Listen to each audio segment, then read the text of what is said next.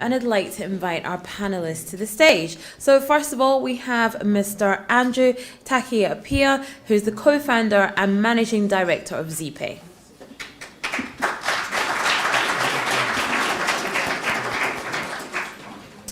And then we have Dr. Sangu Delle, co-founder and CEO of Africa Health Holdings.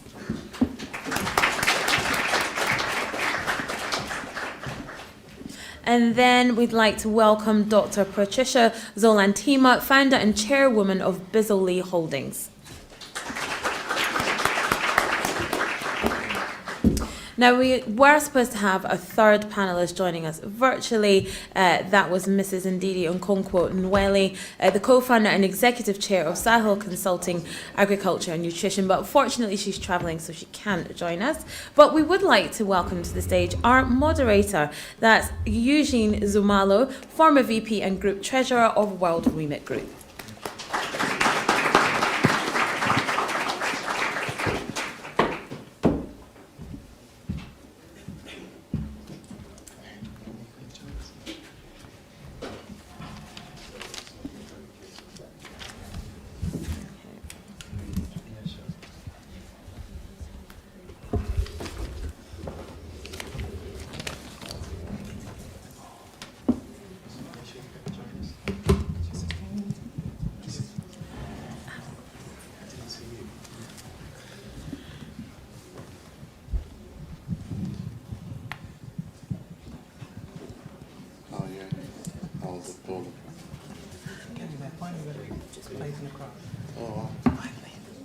Quick update. I'd like to invite one more speaker to the panel. Last but most certainly not least, Ms. Nyasha Gwatidzo, I'm so sorry, the co-founder of Kushanda Virtual Recruitment Agency. Please join us on the panel.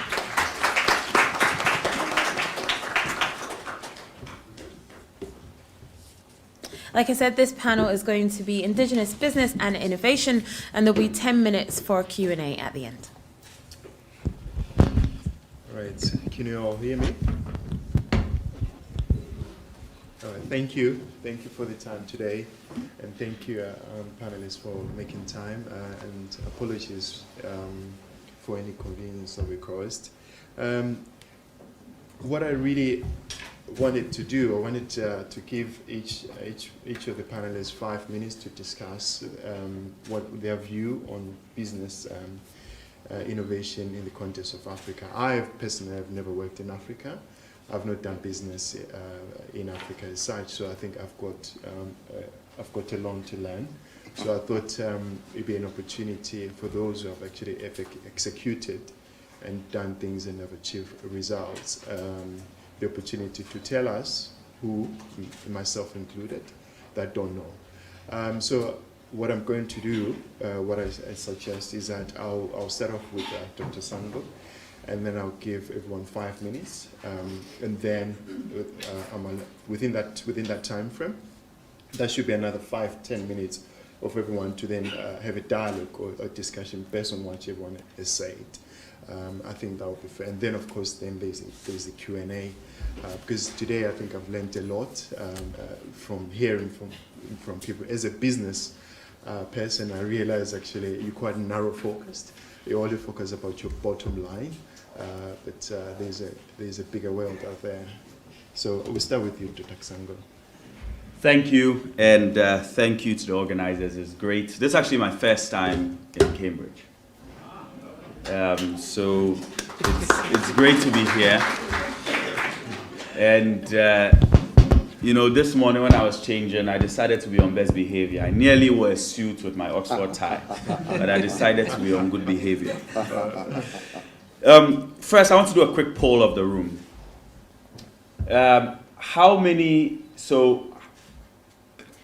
African companies that generate more than $1 billion in revenue, how many companies do you think exist on the continent that generate more than $1 billion? If you actually know the answer, don't raise your hand. I want people who are going to guess. About 4. 4? 10? 3? 6? 20? 0. Any others? Second is 0. How about you? 8. Yeah. You all the way in the back with the glasses and the black sweater. Yes, you. 50. The actual number is 400. There are 400 companies in Africa that are doing over $1 billion in revenue. There are 700 companies in Africa that are doing over $500 million in revenue. And these companies, 40% of them are publicly listed, half of them are owned by private shareholders on the continent. And collectively, these companies generated over $1.5 trillion. Okay. So, Dr. Sangu, the Financial Times did publish this article 2-3 weeks ago. I believe that's why I didn't mention something, because I actually knew the answer. Yeah. So thank you for leading us in that direction. I do that as the opening because I'm going to make 2 quick points in the 5 minutes. And the first point is really around scale. And that is, as we think about innovation, we have to scale. I gave a TED talk where I critiqued microfinance. Yeah. Which, everyone loves microfinance. My issue is not that there isn't merit to microfinance, or there isn't merit to helping poor Ama in the village to pull herself up. I'm not disputing that. My issue is that why is it that every time we are dealing with Africa stuff, we go for solutions that betray a poverty of ambition and a poverty of thinking? Right? When we had to rebuild Europe in the aftermath of World War II, the Marshall Plan was ambitious. And it was a plan that sought to revitalize the post-war economies and saw this is how Germany today, which is the most powerful economy in Europe, imagine, the loser in the war. No, I'm serious. Because the plan was ambitious. Japan, which was completely, they dropped a nuclear bomb on them. No, I want you to think about it. A nuclear bomb was dropped on those people. And look at the economy today. Yet when it comes to Africa, there's a poverty of ambition. We say, Michael, give the woman a little goat. To do what? So I want us to move away from the small way of thinking. SME, woman in the selling tomatoes. There's nothing wrong with a woman selling tomatoes, but that is not going to allow us to bridge the gap. We have 11 million young people entering the labor force every year to reach 3 million jobs. Tomato sellers are not going to create that jobs, right? And if you look at global economic history, majority of the economic value created globally is created from large companies. Yeah. Dr. Sangu, please stay on that topic. I don't want you to jump to another topic because Nyasha is a good example of a woman who has actually built a business, so I'll credit you back with a minute. Nyasha, could you tell us a bit more about your path to where you are now? I know I was a banker to you, so I know you have built something and you've sold it for a fortune.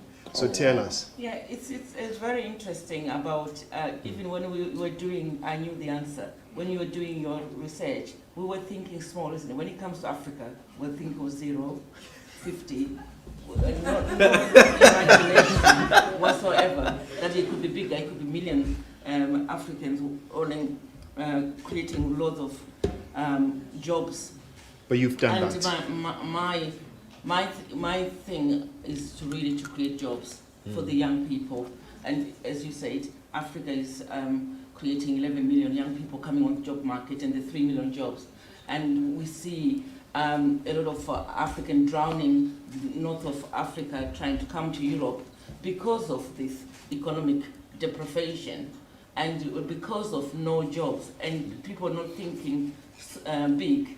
And I'm always going that for very big. I'm very ambitious. I'm ambitious for Africa.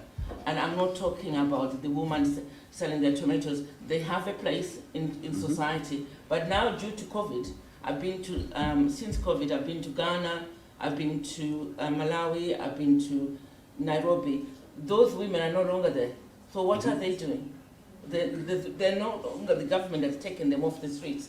The young people who were selling airtime, you name it, trying to manage and trying to feed themselves, they're not there. COVID has taken them off the streets because of lockdown, and they haven't gone back. So we need really to think big. And I will say, whatever your business idea, if it doesn't frighten you, it's not big enough. Wow. It really has to frighten you. And you really need to think really big. And I was really coming. I'm really coming from thinking about what has happened in Africa in terms of the charity model. And someone has written a book actually recently called The Spirit Level, that charity was set up after the war to help vulnerable people globally. But today, this was 1945, today, the same people who were poor and in poverty in 1945, they're still poor today. They haven't moved the spirit level. The thing has not moved. So you need something which will shift the needle, literally to shift it. So you need to think big. And why can't you think big for Africa? Why do you always have to think small? So on that point, I'll pause it because I don't want us to go further into the charity model. I want you to tell us a bit more. What are you doing since you saw from your traveling, seeing that people are not doing it? How are you addressing that? Because I know yes, I'm at the moment. I was the same. I was thinking that I want to go back to Africa. I am going back to Africa. I was born in Zimbabwe, but circumstances have stopped me going for a minute. But I'm going there. That's why I've been to. I think I've been to about 25 African countries, looking at women, what they're needing. And I, as a Black African woman, doing my business in UK, I found capital of access to finance is the biggest issue affecting women, but I think it's also affecting men. But I found it difficult to find access to grow my business organically. So I ended up growing my business organically. I never had any funding from no one. I never even had £1 overdraft. Today, I do not have an overdraft facility of £1. Yeah, and that's the truth. I did the financial due diligence. And it is incredible. So I thought that I would like to work with women and ambitious women entrepreneurs who are not asking me for £100 or $100, but and a social impact investment fund. So I started thinking small again for Africa. I thought, I would like to raise 100 million. And then I started doing more research into it, and the impact I really want to make. 100 million is nothing. When you think of private equity, we're talking about billions. So now I'm gone up the ladder, and I want to raise at least $1 billion for women entrepreneurs in Africa. Thank you. The smallest ticket is going to be about half a million. And I have a lot of women who approach me when I'm traveling, wanting me to give them $10,000, $500, and they're not really, they're not my ticket level. Because I'm just so ambitious for them. And but there is really a need, what I found, to go back to those women who are thinking small, to get them ready, because that's another thing I've really struggled to get entrepreneurs who are ready, because they're not thinking. Okay. Ready for investment. So Nyasha, I'll stop you there because that's when you come in, because you actually did create an incubation, and then you played a part in creating from our discussion on, I think, when did we talk? Was it Tuesday or Wednesday? You gave me an example where your contribution, or what you guys did as a team, you created a unicorn in Nigeria. So can you walk us through that? How would you support? I mean, reflecting on it now, what would you do different? So let's assume everyone here becomes part of your project team. What would you need, and how would you go about in order to create that environment that creates a unicorn? Assuming, let's forget about all the troubles we have in Africa. Let's just forget. Let's park that aside. The lawyers and the legislation and policy thinkers would deal with that. But you, as a bank, as someone who's experienced in actually executing, what would you do? Okay, thank you. First of all, let me clarify, I did not create a unicorn, but I've interviewed a unicorn, so let me just clarify that fact. So yeah, I think what I want to add to this conversation and also slightly change some of the language is that for me, the key to the African dream, Pan-African dream, because I also want to move beyond the word African to Pan-African, is that the key to that dream is connectivity. Right. So I think it's important to realise that many of us in this room may be UK-born or foreign-born. Many of us may live in the continent. So no matter where you are, having that connectivity means you can add value in some shape or form. And in fact, I was just speaking to this lady when we were sitting down together and just saying, in my case, as somebody that's Saudi-born, so in Ghana, during the 80s, there was the Rawlings coup. Many people fled. We ended up in Saudi Arabia, in the story.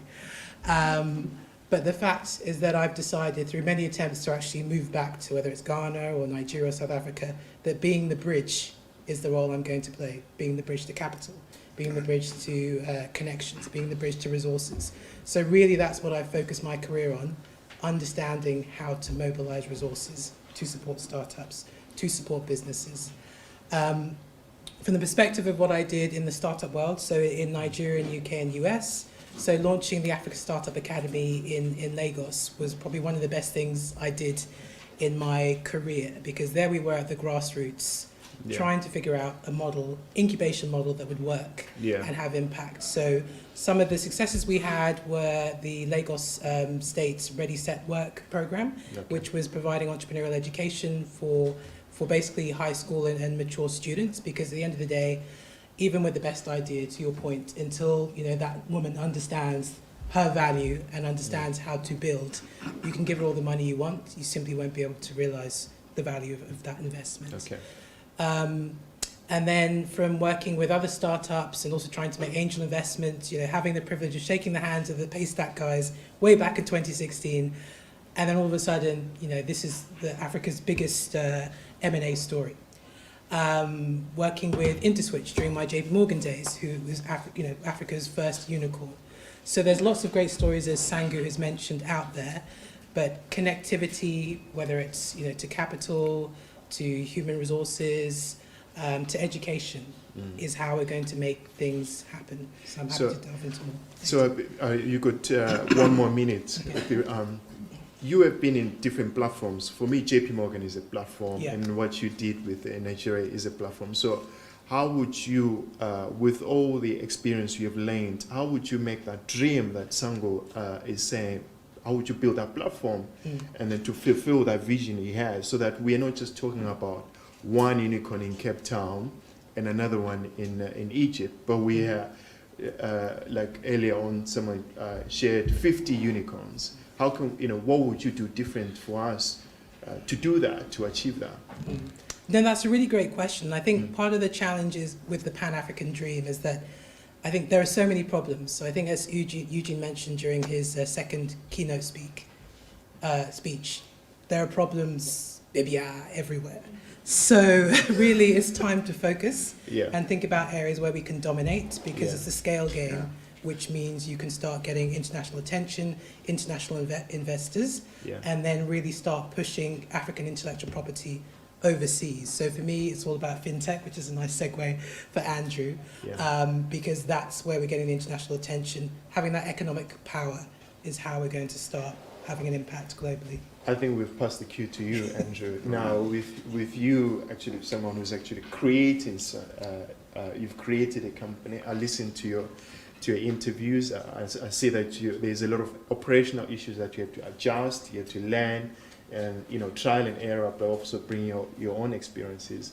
And what would you say to the young person today who has an idea, and how would you guide them? What would the Andrew today say to the Andrew at 20, who you were at 2006, when you were sat down in a hotel with your friends? Well, first of all, thank you very much. I'm honored to be here and very delighted as well. I want to take it from Mohammed's last comment on scale. Okay, so what I see is a different narrative in Africa today. And that narrative is, I like to call it the New African. Okay. The New African is looking not into the West. The New African is not thinking about capital. Okay, and I want to expand that and say that, look, that I feel that the time has come, and I'm seeing it on the continent though, for us to use global models that we have learned either in schools or by being from the diaspora or even just reading and leverage homegrown platforms. So how do I take local food, for example, and redesign and repackage it and build distribution out of it to scale it? Yeah. And it's not fintech at that point. Okay. It's just food, you know. Rather than waiting to get McDonald's into Ghana and then scale McDonald's, how do I take a common plantain chip? For those who don't know plantain chip, we have a product called plantain. It's a fruit. We have some kind of staple called plantain, or even cassava or cocoyam. Okay, you can scale it, turn it into a form of crisp. We call them chips. I've been traveling the Caribbean over the last 3 months, and it's fantastic. It's like they even have gluten-free plantain chips. That's skill beyond skill. So as a guy, how do you do that? I probably need to dry it out so much that the starch comes out of it. Yeah. So already you have 2 products coming out of a single platform, which is homegrown. Do you see what I mean? How do we take local brands? In Ghana, we have a brand that I grew up in Ghana. Most of us who grew up in Ghana will grow up on it. It's called papaya. Okay, it's a basic fast food, really basic. Okay. But how do you package it to scale it and franchise it? Do you see what I mean? Okay. So I think that's what I'm seeing come out of the New African. Right. We have Twigger Foods as an example. So if I could say Zeepay, for example, we leverage remittances. We sat back and said, look, you know what? Our mom and pops, our aunties and grandmas are the ones sending the money home. We should find the best way for them to distribute that money. So that's what I'm seeing. Okay, and I think that in terms of business and innovation and scaling, taking back control, I don't think it's about capital. I think it's really about we in this room. So the power of thought. Right, we in this room teaching ourselves and the people outside this room how to leverage their passion and turn it into money. Because scale will come if you believe in it. If you don't believe in it, you cannot scale it. And when you believe in it, somebody will fund you to scale it beyond what you believe. Okay. So it's very nice what you're saying, but my target audience is a young person who, neither do have life experience, but they have the vision. So how do we prepare them to deal with the storms? Okay. Well, I think the first thing is you won't have the money. You won't have the money to deal with the storm. You need strength, and you need a mentor. And if you don't have a mentor, you need God. Okay. I'm not God. Well, I'm sorry, but I'm coming from. You can smell the smoke, right? Okay. So if you don't have God, you don't have a mentor, then you just need the inner strength. Okay. That inner strength will come from your past experience, from the journey you started. Yeah. Because I've seen young people who haven't had a job in a day. And are building platforms. Okay, brilliant. They're building serious platforms, either because they studied, they looked at their parents, they looked at the struggle their communities went through, and they put it together. Exactly. So I think it starts from the mind. Then if you're blessed to have somebody who can encourage or look up to, then it goes beyond the mind. You know what I mean? Wonderful. But it starts from you, though. Wonderful. Thank you. I think everyone has had an opportunity to express their ideas and their beliefs. So I think now I'll open to you guys to have a dialogue on. You still owe me my minute. Yes, no I've got it. I remember that. You can have it. You can have it. I want to push back a bit on Andrew's point. Right. So, in a bit of context, I wrote a book on African entrepreneurs where I interviewed over 600 of African entrepreneurs across 45 African countries. Okay. I've also, with Golden Palm, I was one of the early pioneers of VC. So we were the earliest investors in Andela, Flutterwave, M-Pharma, SocoWatch, Frontier Cargo, etc. Flutterwave just became a 5 billion company, right? The last public valuation is 3 billion, and that's the only one I can speak of. But we invested in Flutterwave when it was 2.5 million. So you made a fortune. Yes. I just want to get it out there. Now, when we first started Yeah. when I first started investing, the VC market was a $10 million market. Yes. Yeah. At that time, we were 10% of the market, not because we're anything big, it's because the market was virtually non-existent. Yeah. I remember 2012 when it became $40 million and we high-fived. Yeah. Okay. Last year was $5 billion. Q1 of this year was $2 billion. We sometimes romanticize the idea of all you need is a great idea and you can make it happen. It's not true. Okay. Exactly. It is not true. Disabuse yourself of that notion. I respectfully disagree with Andrew. Yeah. Let me pick all these companies that succeeded. Yeah. Flutterwave did not succeed because GB&E had all their faith and no, it succeeded because they raised $500 million. Yeah. Andela didn't succeed out of a vacuum. Andela raised $250 million. Yeah. M-Pharma, I wrote M-Pharma their first check. Yeah. Right, and since then, M-Pharma has raised over $50 million. Wasoko just closed a $100 million round. Yeah. Right? Yeah. So I think that it is actually, it's the same way I feel about meritocracy. Meritocracy is a fraud. Okay. No, I'm being very honest. It is a fraud. Yeah. It is a myth that is sold to people Yeah. so that the elites can maintain the gatekeeping and they will allow a few people to walk in and the rest of you believe in the system. All right. So now you're talking about Michael Foucault now. Yeah, I'm being very honest. This idea that you can come and take a brilliant idea and suddenly you make it is a myth. All right. Okay. If you look at it, the majority of people who make it, Yeah. they are well capitalized. Yes. They have the relevant social capital and networks, Yeah. and they know who. So let's call a spade a spade. Let's not pretend and sell dreams. Yeah. Let's not sell dreams to young people. Yeah. If you have a good idea, first of all, how will you even get it in a VC's hands? Yeah. I literally get over 10,000 business ideas on my desk. Yeah. I don't look at it. Why am I going to have the time to look at it? Okay. So the only one I'll take a look at is if Andrew calls me and says, Charlie, my paddy B gets on this thing. Will you look at it? I'll look at it because I'm like, okay, Andrew be correct guy. Yeah. I'm being honest. If Mami says, Mami has a nice voice, so I'll look at it.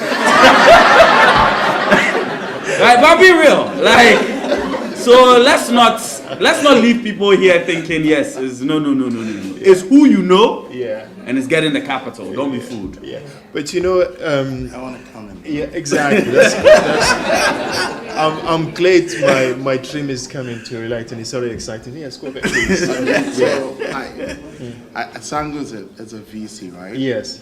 I have to respect that. I'm not a VC, I'm a hustler. Yes. Okay. So, A rich one. so I tell you what, I obviously for certain reasons I cannot mention names, but Yeah. before I went into Zeepay, I worked for a bank, and I saw how wealthy the bank could be, and yet so far away they were from the dream, for the simple reason that most of the people around the owner of the bank were just very short-sighted. There was a lot of short-termism in the room. So you're talking about quarterly earnings. And I was on a ticket of a multilateral agency to help them do a transformation. Okay. So my background is balance sheet transformation, basically. Okay. So I said to the big man, look, if you can't take my ideas, then at least give me your license, let me buy it. Sure, I said to the big man, if you can't take my ideas, Yeah. then at least give me your license, Yeah. and let me use your license to work and I'll pay you. Yes. Because I believed in what I wanted to do. I so believed in it. So that was the vision. So I'm going to talk about it in 5 minutes in different points, on different points. So on the issue of passion and vision, because you can translate passion into wealth before you meet a VC. I never knew Flutterwave raised that kind of money before they went to market, because we never raised any money. We just had a seed contribution. Well, I'll tell you all about the story in 2 minutes. So this guy said he would give me £500,000. He thinks he likes my spirit. He believes in what I'm trying to do. 2 days later, he changed his mind and said he can't give me the money back. He will give me the license. I said, I'm happy to turn that in. No, it's fine. It's okay. I still believed in my vision. So I turned in my resignation. December 15th, I left the bank. Yeah. I remember January 1st, I had to buy scratch card because for the first time, I'm not going to be using a postpaid line. Fair enough, not a problem. I had a wife who at least believed that maybe this guy will make it.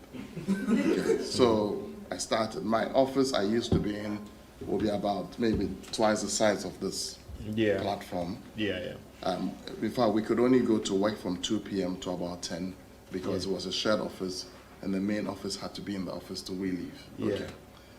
But we kept at it. We couldn't see it, but we just kept at it. Sometimes, Sangu, you might not see it until you meet the VC. So in my story, we kept at it. I went around and I spoke to a few HNIs. I said, look, I'm trying to do this. Would you give me money? Some of them promised me $200,000. They gave me $133,000. Some promised me $14,000. They gave me $20,000. By the time I had done, I put together about $450,000. But this I would have done after the first year of actually making the move. This $450,000 will take us up until last year, June, when we did our first close. Last year, I ended my year as a $1.5 billion turnover business. Our financials are a common stories all over the place. You can look at it. So I still believe that not all of us will see the VC before we take off. Okay. I believe that those of us who won't see the VCs, we need to believe in something. I see it when I go to the grocery shops and go in Ghana, where I see products that are homemade.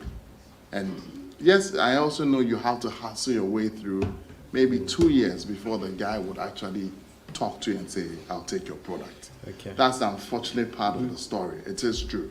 And that's why I say you need God and you need a mentor. And if you don't have them, find yourself. Andrew, I'll stop you 30-second rebuttal. I'll stop you there. No, 30-second rebuttal. It's critical. I'm not disputing what Andrew is saying, but here are the facts. Anyone who's familiar with Bourdieu, the French sociologist, right? Bourdieu spoke about different forms of capital. That's true. Right? Cultural capital, social capital, everything is not just money. Now, what I'm trying to say is that so, Dr. Sangu, you agree with Nyasha, right? Because she's talking, and by the way, I'm a bit biased with Nyasha. Yes. We both have faced discrimination raising capital. Right. So I won't go into that, but my business model as of today is because what I learned from Nyasha. We don't owe anyone any money. Yes, we're deep in debt, but that's money from our pocket. So I think you agree with Nyasha. No, what I'm trying to clarify here is that capital is not always money. I agree. The license he received, if he did not have the social capital, that conversation wouldn't even come. So you're still on your theme that no, and the reason I'm saying that and I'm pushing that is because I have seen a trail of tears. The size of the Grand Canyon. When we put and as you know, I'm a big mental health activist. I've seen so many entrepreneurs fall into depression, believing in the false hope. So I'm trying to say what Andrew is saying is correct in that without hope and passion, you will fail. That's it.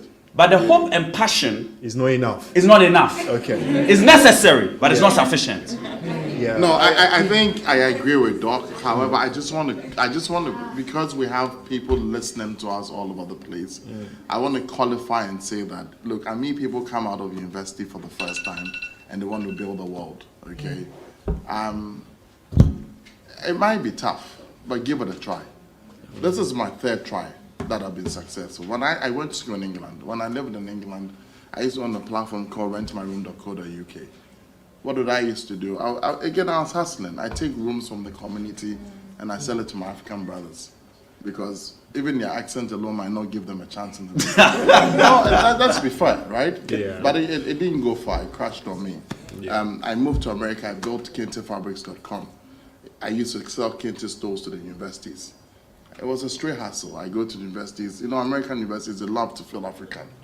I did that until one big university shut me down because they took an order. They won't pay me for 8 months. And obviously, I'll shut down. You have to keep trying. But you need man and you need God. So I want to give the opportunity to the ladies to close, and then we open to Q&A. Sure. I mean, I'm just going to echo the comments of both Sangu and also Andrew. So when I said connectivity, that means literally people, capital, etc. Because probably what really shocked me is that when I was working with a startup in Silicon Valley, is that anyone with a half-baked idea and a half-baked background in Silicon Valley can make it. And when you see that, it makes you so angry that you want to do something. That's also true. But the challenge is, obviously, back in our respective home countries, you know, just getting power to be able to work is a challenge. So there's so much, we have so much of a gap to fill just to be able to compete with the outside world, which is why you do need to game the system, work to your advantage, and I think focus. There are so many problems, but if we all focused on particular industries, particular countries, so in my case, whilst I am Ghanaian, I'm also an honorary Lagosian, because in Nigeria, the demographics lend themselves to all sorts of business cases, which is why Nigeria continues to receive the lion's share of capital, because the numbers work in their favor. So that's kind of, I'll leave it there, but to the young people, I would also say that, you know, figure out your position. So as much as I really want to be an entrepreneur, I failed the first time. Hopefully I'll continue to be like Andrew. But in the meanwhile, I'm playing my role as the bridge. That's where I can be strong. So let me support and help others. As opposed to many people that want to be an entrepreneur these days because it's fashionable and trending. But know yourself, learn yourself, and play your role now, whilst you're also building the skills as Andrew did, you know, learning how to build a business with those other businesses so that now he's wildly successful. So know yourself, play a role well, and then build and build. But I'll hand over to Yeah, you definitely need determination and resilience in the it's a global issue. But for me, what drives me is my big why. Is really, why am I getting out of bed? And if it's to make it, for me, it's to make a difference. Somebody's life. But you did it, you're not just talking. Yes, and that's what I'm a doer. I don't theorize about things. And I'm driven by my big why. And if it's not big enough, don't even get out of bed. Because you get a lot of no's. So I think that's a good point for questions. You guys to answer the questions. But I'll surprise our panel. We have not yet insulted government. Nobody mentioned e-levy.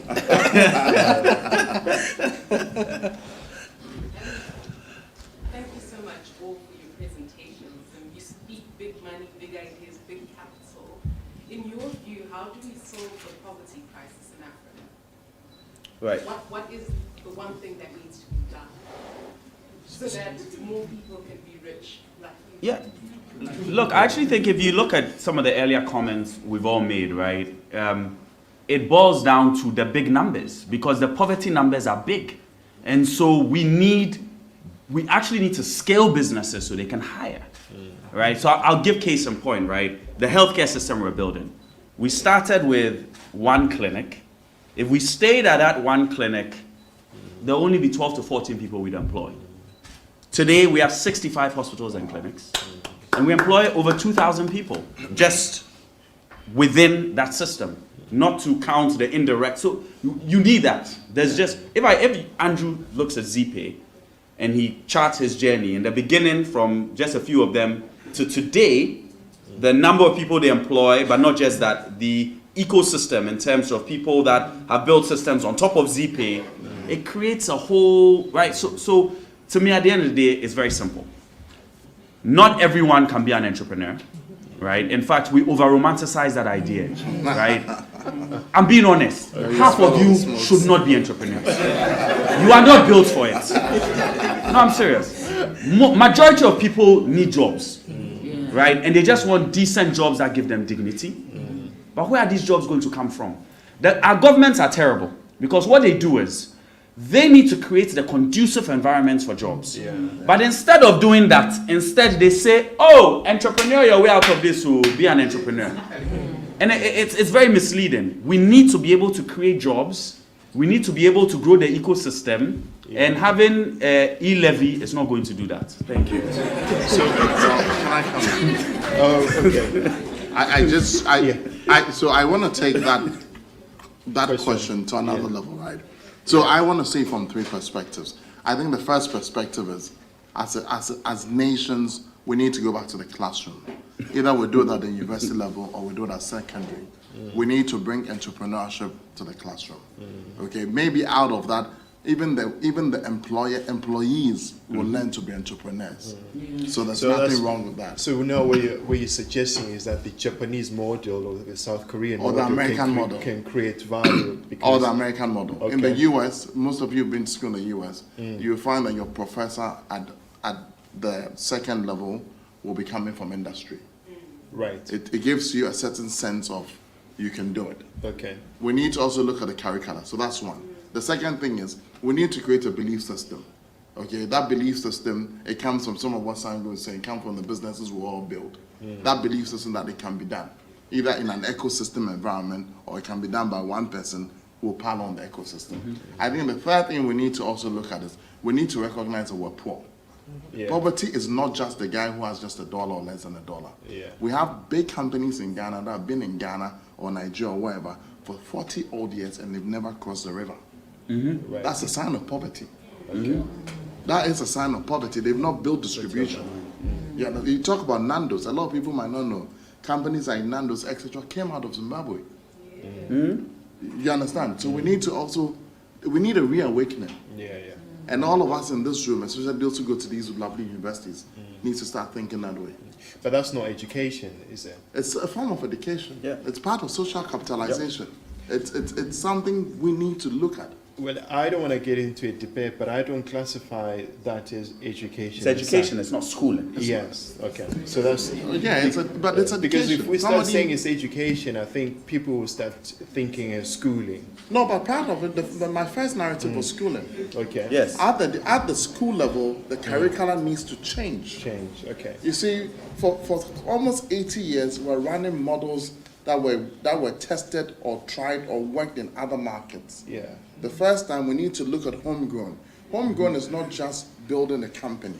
Okay. Homegrown is even the design. What is our, you see, look, let me tell you, just 1 second. We're very communal as Africans. Yes. That's why we have chiefs. Okay. When we cross the river, we even have chiefs in our diaspora communities because we're communal. Yeah. You understand? Okay. So even that, do we have that same spirit when we go into the schools? Yeah. Do you understand me? We talk about democratization. The one thing that has democratized Africa is technology. Yep. For the first time, I can sit here. If you talk about the whiteboard game we've been talking about, we can sit here. It will interest most of you to know that my company is one of the few profitable startups in the world, fintech. I challenge you, check all the financials. Okay. Yeah. So my point is, democratization comes from education. It comes from school. But Andrew's point about homegrown is actually a key one because most of our curriculum is actually vestiges of the colonial period. Yeah, but the interest, he had a purpose. Please forgive me, I'm not taking a position. I'm just saying we have to understand that the interest of a curriculum served a self-interest. Exactly. And then that self-interest is actually in government because our politicians are more on the extraction model. Yeah. You look at Not productive. So yeah, exactly. So But even outside that, right? Take the media, right? Someone, KSM, who's a satirist in Ghana, made this joke one time, and it was funny, but it had me thinking. He said, compare a 5-year-old child in Ghana to a 5-year-old child in America. He said the American child, 5-year-old, what is he watching on TV? Captain America. So what he knows at 5 years old is, yeah, America, I can do anything, Captain America. What's a 5-year-old Ghanaian child learning? Kwekwa Nancy stole someone's beans. No, I'm telling you, that's his hero. He stole someone's beans. Then, no. well, No, at that level, right? Yeah. If you watch what we show on TV, witches, wizards, your village people have done something to you. Those images is all part of the education. So what are we soaking in? all right, okay. I'll open the floor for another question. So we had a lady, so let's open to him now. At the back. Gray shirt, gray suit. You be next. Thank you. All right, sorry. Or why don't we didn't see. collect 3 at a go? So Okay, it's easier. all No? right. So Yes, we'll collect those. Okay, thank you very much. I think my question goes to Yeah. Dr. Sangu. Dr. Sangu, my name is Fred Manu. I've listened to you, and I think you're inspiring us. I mean, from where we sit, you're already out there, you're creating wealth, supporting people to become great business people. But my question is, since you are now a gatekeeper, you know how to access finance and, give opportunities to people. How do we make it fairer so that I don't need to know a big man in order to access that venture capital required to run a business? Okay. I mean, from where we are now, the system is fairer. I would not need to be in a particular grouping, at least to get that little overdraft. All right, thank that you. helps someone to make a business. Thank you. All right, the next question, please try and be concise. Sorry to interrupt. Yeah. Sorry to interrupt. Unfortunately, that will be our last question. Yeah. So let's answer that one. Oh, no, The let's lady take one. here. The lady in front. Hello. There. Yeah, let's take. Yeah. The lady in front. Madam. Just a question, please. Thank you very much. My name is Margaret Edison. I work with the government of Nigeria. I came yesterday particularly for this conference. And my first question or input goes to, maybe we'll start from the keynote speaker to the panelists. I wonder whether we have think through the kind of products that Africa sends into the international market to benefit from globalization. Right. I'll use my country as an example. We produce oil, but we don't refine it. We send the crude to the market. They refine and send it back to us to buy and sell to the people. So we don't benefit anything that improves the life of the people. Then my second questions go to Nyasha. I like your project, which you're trying to build the life of the women. But for you to improve the life of the women, you need to look at the quality of the women. How do you move from their low status? I still use my country as an example because Nigeria has the largest population in Africa, cutting across the different population groups. So I don't know where we have half of the women or more who have never completed primary school nor ever see the four walls of the school. All right. And you are coming to improve them. So I don't know where you are going to start to be able to empower them, to be able to transform All right. Thank society. you. Thank you. Thank you. The first question. Yeah. So the first question I was addressed, how do we make VC fairer? Great question. Look, I'll say actually, I never started as a VC. I started as a hustler like Andrew. No, it's true. I used to take Timberland boots from the US and sell it in the UK. And I became an accidental VC because I saw an opportunity that people were not funding local entrepreneurs. Okay. Now, how do we change it? One is we need more people who look like us to be in the decision makers. If you look at the data, of the of this year, we'll be on track to do $8 billion in venture capital flows to Africa. Okay, 70% of that is Silicon Valley and Europe. African venture capital firms only represent $1 in $5 of venture capital flows, right? And part of that is tied to policy. Where are the venture capital funds in Europe and the UK and the US coming from? Pension funds are their LPs. So imagine, we have trillions of dollars of pension assets. Imagine if tomorrow our government made a policy to say, let's liberalize the pension industry and put 5% of that to anchor local LPs. Doctor, I'm going to stop you there. We'll unleash an entire ecosystem. Absolutely. So, Nyasha, would you like to answer that question, please? Yeah, for me, in the issue of empowering the women, education for me is it's not about, for me, I don't think it's about entering a classroom. It can be in life, you can be educated. And some of the women I've met in my journey, my tour in Africa, I've never been to school, but they're running a very, very wonderful very grassroots businesses, Yeah. and really want to scale up. So I'm thinking that the colonial, it's our mind which says you must be in a classroom to be educated, and I think it's coming from the colonial mindset, because that's where we are really. That's where they're the ones who created school. In terms of that form of schooling, and you can empower somebody because of that. I really believe that these women have got a lot of strength. Yeah. So I think we'll stop there. I think everyone has had the opportunity to hear people who are experienced in executing and have got real life experience. Andrew, thank you for making it here on time. Thank you, Doctor, for traveling overnight as well. So I thank you for what you have, making the time to get here, Nyasha. Above all, for me, what was really important is, real life experience, because that is key. As someone who actually worked in a fintech for a brief stint, so I know exactly what you're talking about, how profits can be, and also someone who actually seen Nyasha deliver, actually build something and then exit.